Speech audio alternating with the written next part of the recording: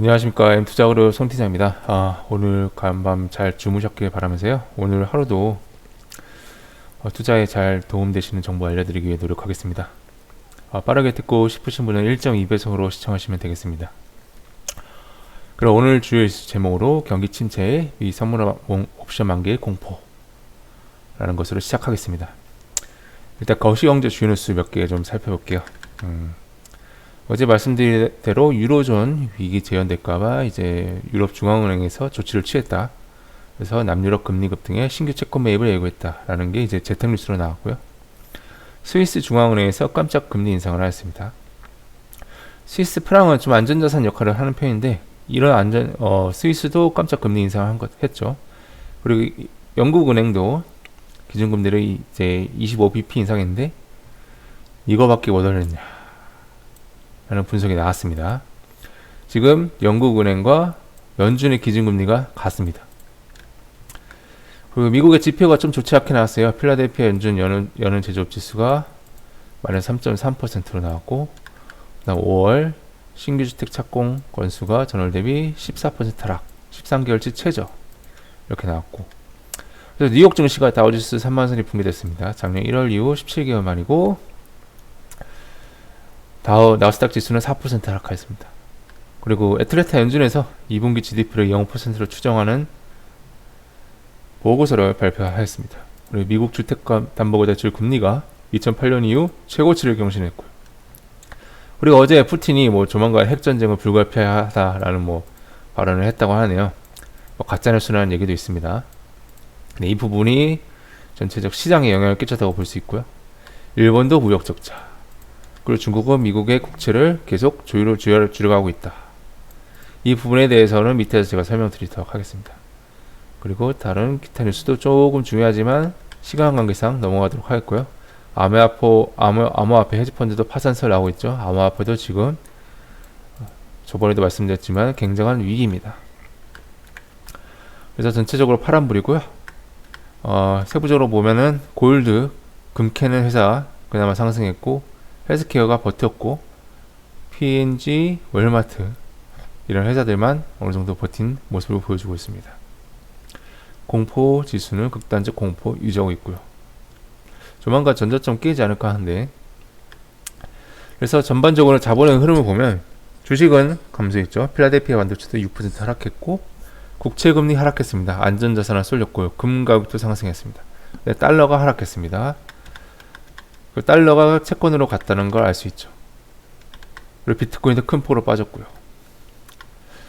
그래서 금리 인상 효과가 지난번과 마찬가지로 하루 효과였고요. 온갖 악재가 뒤섞이면서 유럽, 미국 증시 큰 폭으로 하락하였습니다. 그래서 경기 침체에 대한 두려움이 발생하고 있다. 애틀랜타 연준에서 2분기 GDP 추정치를 0%로 발표했다.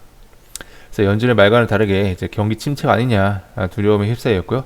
정말로 연착륙이 될 것인지 경착륙이 될 것인지는 이제 지켜봐야겠습니다. 경기 침체인데 금리를 올릴 수밖에 없다. 스태그플레이션 공포죠. 그래서 자이언트 스텝이 계속 이어질 것이라는 두려움도 이어지고 있죠. 그래서 미국 주택담보대출 금리가 08년 금융위기 이후의 최대치다. 그래서 이러한 하루짜리 불확실성 해소 기대감을 없애버렸죠. 그래서 오늘 있을 선물 옵션 동생 만기를 기다리고 있습니다. 우리 시장도 어제 장초반 갭상승을 그대로 반납했는데 추가적으로 하락이 예상됩니다. 그래서 아까 중국이 미국 채권을 계속 팔고 있다 말씀드렸는데 이게 현재 추이입니다. 그래서 2011년 고점을 기록한 이후부터 계속해서 하락을 기록하고 있습니다.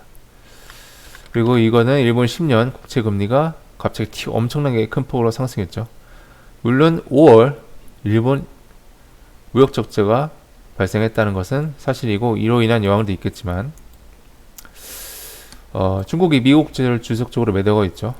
연준 입장에서는 양적 긴축을 원활하게 해주려면 중국이 사줘야 되는데 중국은 오히려 국채를 매도 중이고요. 그럼 사줄 대상은 동맹국주인데 유럽은 사정이 좋지 않습니다. 다른 기관도 있죠, 물론. 하지만 국가가 사는 것만큼 영향이 크지 않습니다. 그렇다면 일본이라고 생각할 수 있지만 일본 10년물 국채 채권 금리 가격이 38%가 뛰었습니다. 대부분의 일본 국채가 현재 비슷한 현상입니다. 그래서 이 뉴스는 일본이 환율 개입을 하기 위해서 미국 국채를 팔 수도 있다라는 뉴스입니다. 일본 중앙은행이 미 국채를 팔고 엔화를 매수하는 금리 인상 가능성을 선반영하기 시작했다는 뉴스인데 진짜인지 아닌지는 모르겠습니다. 일본이 미국채를 사는 것은 국가 전략적 행위가 반영되어 있기 때문이죠. 다만 최근 일본도 미국채를 매수하는 데 주저하고 있는 건 사실입니다.